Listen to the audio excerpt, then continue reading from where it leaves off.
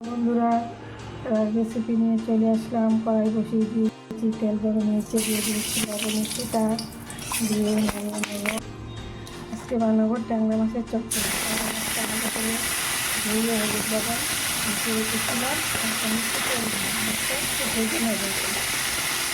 মাছগুলো ভাজা হয়েছে, এখন নামিয়ে নেব। মাছগুলো ভেজে নামিয়ে নিলাম। কড়াই বসিয়ে দিয়েছি, সেই মাছ ভাজা তেলে দিব সম্বার, দিলাম কালো জিরে, দিয়ে দেবো রসুন কত করা, দিয়ে দেবো পেঁয়াজ, দিয়ে নাড়িয়ে হালকা একটু ভেজে নেব। পেঁয়াজ রসুন সব ভেজে নিলাম। এখন দিয়ে দেবো সবজিগুলো। সবজির মধ্যে আছে তিল, ডাঁটা, আলু, বেগুন, আটা মুখি সব আমি পরে দিই। দিয়ে দেবো স্বাদ মতো লবণ, দিয়ে দেবো হলুদের গুঁড়ো, দিয়ে দেবো জিরা বাটা, দিয়ে দেবো কাঁচা লঙ্কা বাটা, দিয়ে দেবো একটু আদা বাটা। সব কিছুই ভাজা ভাজা করে নেব মশলার সঙ্গে। এখন একটা টমেটো দিয়ে দিলাম, দিয়ে ভালো করে সবজিটা আবার কষা কষা করে নেব।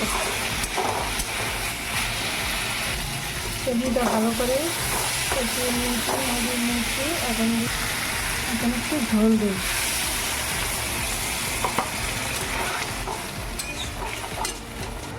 ঝোলটা ফুটে উঠেছে, এখন দিয়ে দেবো মাছগুলো,